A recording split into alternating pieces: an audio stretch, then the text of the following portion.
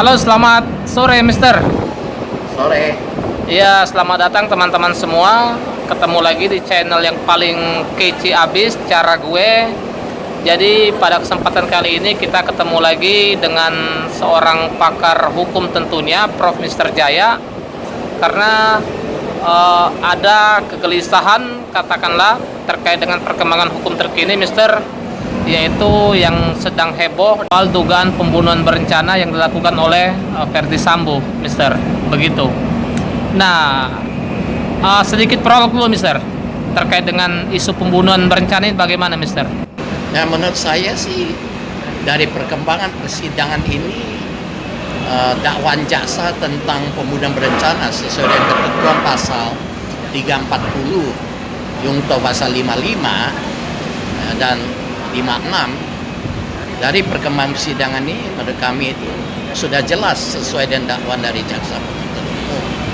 Oke, tapi kan perkembangan terakhir ini kan soal proses persidangan begitu banyak fenomena-fenomena terkait dengan saksi yang dihadirkan, lalu kemudian ada juga beberapa keterangan yang dirasa tidak konsisten satu sama lain, berubah-ubah sehingga menimbulkan atau mengakibatkan majelis hakim marah, jaksa marah, ataupun di ruang sidang marah terkait dengan saksi-saksi yang dihadirkan. Nah, itu bagaimana, Mister, pandangannya?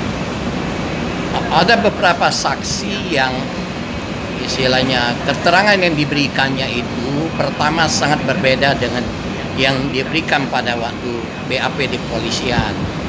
Malah keterangan yang sebelumnya terdakwa satu dan terdakwa lain tentang hal yang sama, dia juga memberikan keterangan yang berbeda. Misalnya saksi ART Susi ya, yang satu lagi Dion. Di sini kan hakim sudah mengingatkan bahwa apabila dia selalu memberikan keterangan yang tidak benar atau keterangan bohong, hakim akan mempergunakan kewenangannya untuk memerintahkan kepada jaksa penuntut umum untuk memproses perkara sesuai dengan ketentuan pasal 242 KUH pidana tentang memberikan keterangan palsu di bawah sumpah yang ancaman pidananya dari 7 tahun sampai 9 tahun. Tetapi dalam hal ini saya lihat sifatnya hanya seperti anjuran-anjuran, hanya teguran-teguran. Seharusnya kalau dia sampai 2 atau 3 kali dianggap oleh hakim maupun jaksa telah memberikan keterangan yang tidak benar, tidak sinkron tentang satu peristiwa maupun rangkaian peristiwa, seharusnya langsung aja diperintahkan dia untuk diproses dan ditahan agar saksi-saksi lain yang akan dimintain keterangan lagi itu takut untuk memberikan keterangan yang bohong. Misalnya di sini termasuk juga saksi Ajen Romen yang secara tegas menyatakan bahwa dia sering mengubah keterangan-keterangannya di BAP maupun di pengadilan ini karena dia takut pada Verdi Sambo, ya kan? Disinilah peranan majelis hakim untuk menegaskan bahwa saksi-saksi ini bebas untuk memberikan keterangan dan bahwa Sambo sendiri sudah menjadi orang biasa karena sudah dipecat dari Kepolisian Republik Indonesia sebagai Kadif Propam maupun sudah istilah orang itu sudah dicopot bintangnya. Oke, itu soal saksi yang diduga berbohong ketika memberikan keterangan, artinya bisa diproses secara pidana ya. Salah satunya misalnya yang diduga ART Susi itu bisa dipidana. Iya. Oke, selain itu, Mister, ini kan motif pembunuhan berencana ini kan masih diduga, katanya kan berawal dari kejadian adanya pelecehan seksual yang dilakukan oleh Brigadir J kepada Ibu PC. Itu bagaimana, Mister, tanggapannya soal motif itu? Itu isu yang selalu dimunculkan oleh Verdi Sambo maupun Putri Candrawati.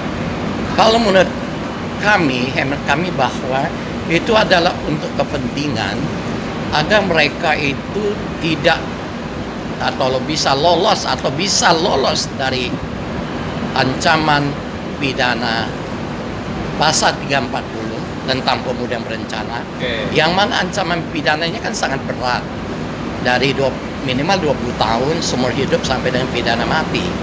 Maka dipakailah motif bahwa melakukan pembunuhan tersebut karena adanya kekerasan seksual yang dilakukan oleh Joshua. Tapi dalam pemasaran tindak pidana kekerasan seksual, kita semua tidak pernah menemukan, misalkan apakah ada saksi yang melihat, mendengar, mengetahui adanya kekerasan seksual di Magelang tersebut. Dari keterangan-keterangan yang ada juga, maupun dari rekonstruksi dalam cerita dari para pembantu maupun ajudan, yang dipersoalkan dalam persidangan hanya bahwa ibu itu lagi terduduk ya, duduk di pintu lah, dekat pintu kamar mandi. Kamar mandi, kemudian Joshua ingin mengangkat dan dilarang oleh Kuat Ma'ruf untuk dibawa ke atas. Nah, tidak pernah dijelaskan secara gamblang ibu itu terduduk dalam keadaan lemes karena apa? Apakah karena habis dilecehkan secara seksual, dalam arti diperkosa oleh Joshua, satu.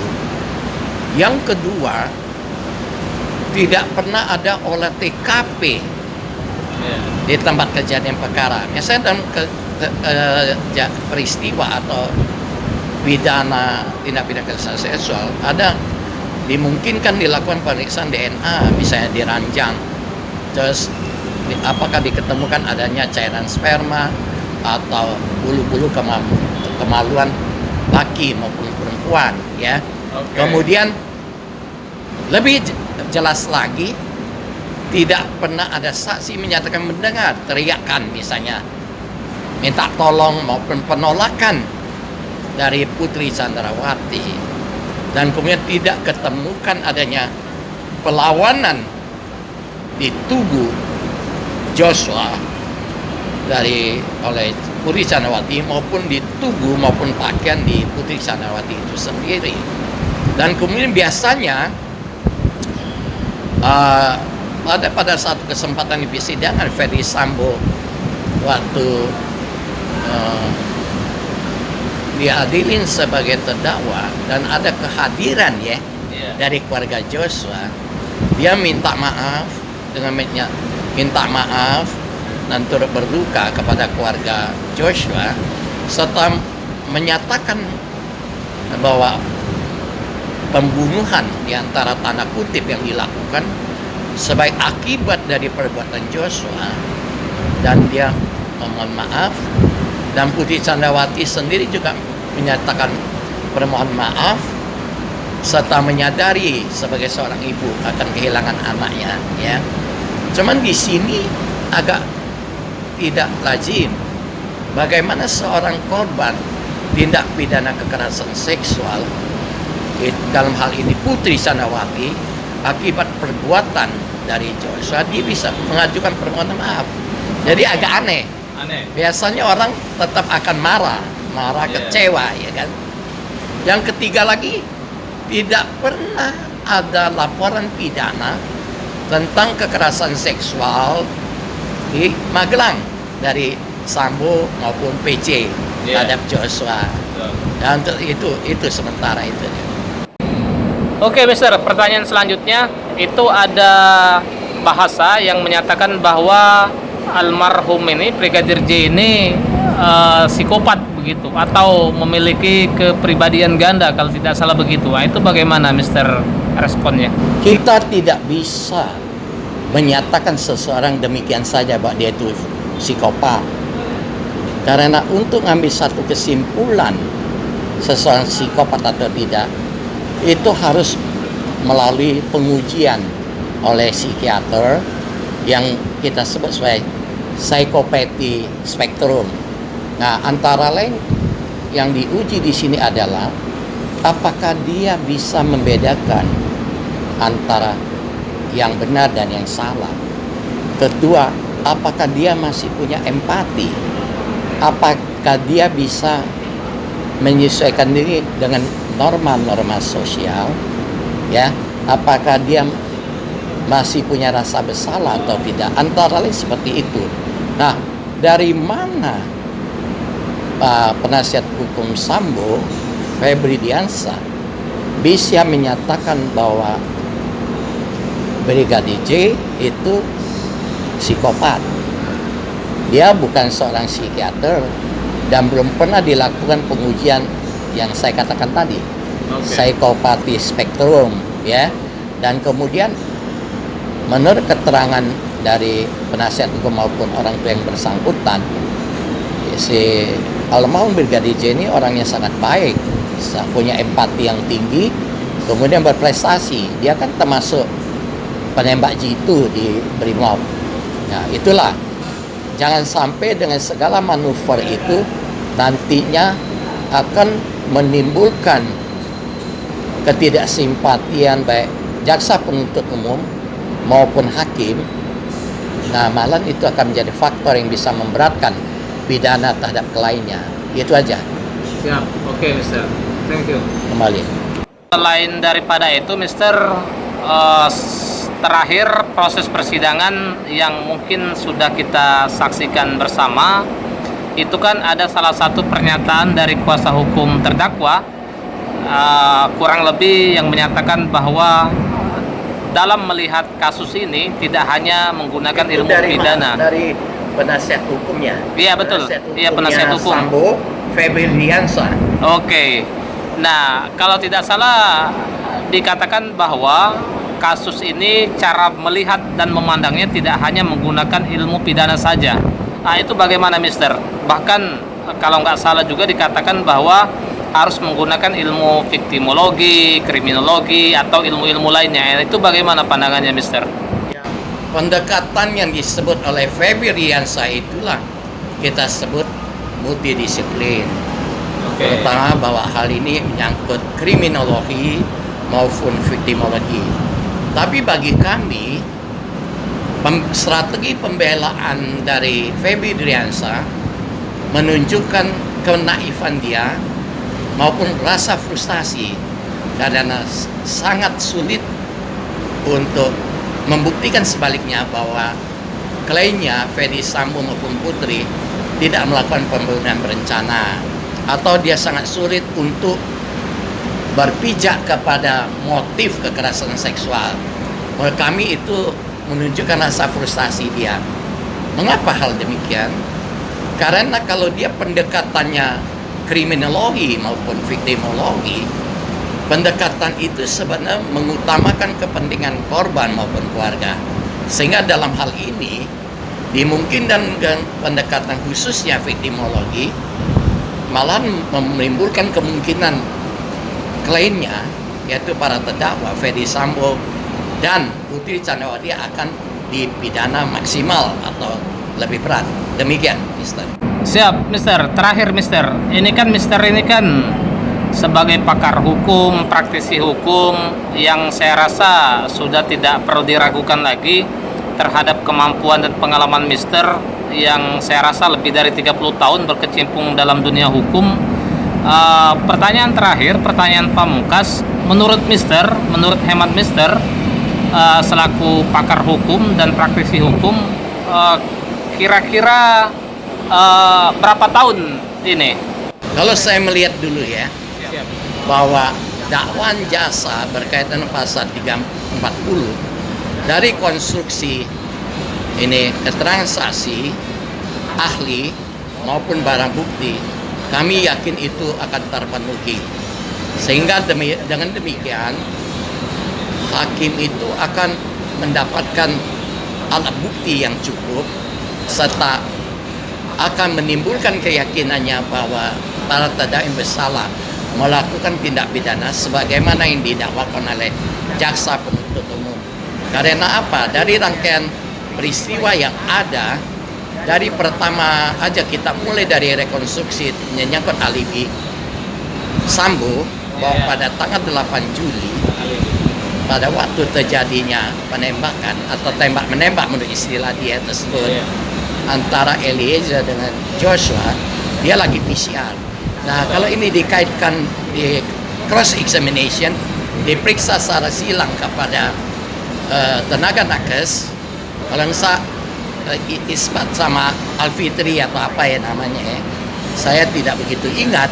Mereka menyatakan pada saat tanggal 8 Juli Sambo itu tidak lagi di PCR. Dengan demikian alibi Sambo sudah terbantahkan. Dan perlu dijelaskan juga bahwa masyarakat maupun kalangan hukum sudah menyalahartikan alibi sebagai dalih. Padahal tidak demikian. Alibi ini punya pengertian bahwa pada saat peristiwa pidana terjadi, seseorang tersangka maupun terdakwa itu tidak berada di tempat kejadian, ataukah pada saat suatu tindak pidana dilakukan, ya, dia tidak ada di tempat kejadian. Dengan demikian alibi dari Ferdy Sambo sudah terbantahkan. Yang kedua juga ada saksi yang melihat bahwa pertama Arjen Romen menyatakan dia pernah menemukan pistolnya Sambo yang dipegang sama HS itu jatuh, dan pada waktu dia mau mengambil kedahuluan oleh Sambo, ya kan? Dan Sambo pada saat itu memakai sarung tangan karet, ya, sarung tangan hitam karet. Kemudian juga dia pernah melihat bahwa pada saat sebelum Sambo masuk itu si ini almarhum Joshua masih hidup, ya kan? Setelah itu juga dikaitkan dengan bahwa Romel ini mendengar ada 5 tembakan. Ya. Nah, kalau kita cross check atau cross examination dengan keterangan Barada Eliezer atau Barada E, bahwa dia menembak 3 kali, ya kan? Hasil otopsi menyatakan sisanya itu Sambo yang menembak, ya, di kepala. Hasil otopsi menyatakan ada 4 tembakan, ya, otopsi. Nah, kemudian jadi pertanyaan tinggal yang 2 itu pistol apa yang dipakai? HSC itu kan mirip Brigadir Joshua, ya kan? Dan Glock itu adalah milik Sambo. Yang satu. 5 kali tembakan. 5 kali tembakan kan? 5 kali. Yang Eliezer pakai Glock ya? Glock kan itu mirip menurut keterangan yang di bidang ahli balistik itu yang dipakai oleh AKP ke atas. Padahal Barade ini pangkatnya paling rendah, ya. Pangkat paling rendah, sehingga dan demikian. Dan kemudian kalau Sambo itu tidak menembak, kemudian dia menyatakan juga bahwa perintah dia hajar, untuk apa dia untuk menutupin perbuatan misalnya Barada di sini dia menembak dinding untuk menutup terjadinya, untuk kepentingan apa? Kemudian juga kenapa barang bukti yang ada di lokasi seperti itu darah diperintahkan dibersihkan, ya. Kemudian secara diam-diam mayat dibawa supir ambulan dikawal oleh provos, ya, dimasukkan ke IGD bukan langsung ke kamar mayat sebagai prosedur yang ada, ya. Kemudian memerintahkan kepada aparat Propam, Paminal, Provos untuk menghilangkan barang bukti, mengambil CCTV, ya kan, mengambil CCTV dan lain sebagainya. Nah, jadi sehingga secara jelas ini semua dilakukan untuk cover up, menutupin pembunuhan berencana yang dilakukan. Dan kemudian juga bahwa dengan diadilinya para aparat kepolisian yang jumlahnya 90 lebih, menunjukkan ini pembunuhan berencana yang terencana secara sistematis, melibatkan seperti satu organized crime, ya, sampai mereka kan banyak yang karena mungkin takut dengan Pak Sambo karena posisinya yang sangat strategis dan kuat sebagai Kadifropam, Jenderal Bintang 2, serta Ketua Satgasus, ya, sampai mereka ikut cover up segala macam dari tempat waktu peti mati tidak boleh dibuka, ya, bahwa ini BAP polisi dipengaruhi, dan Sambo juga memerintahkan supaya Eliezer tersebut tidak diperiksa secara gencar, ya. Kemudian jaminan Sambo Eliezer untuk keselamatan, keamanan dan karir dia itu menunjukkan keterlibatan secara jelas, nyata dan sistematis dari Sambo, malahan sebagai aktor intelektual dalam perkara ini. Siap, Mister. Ya, terima kasih banyak Mister atas pencerahan bincang santai hukumnya terhadap kasus dugaan pembunuhan berencana yang dilakukan oleh FS, Mister. Terima kasih banyak teman-teman semuanya. Sampai jumpa di video-video selanjutnya. Terima kasih, Mister. Selamat sore.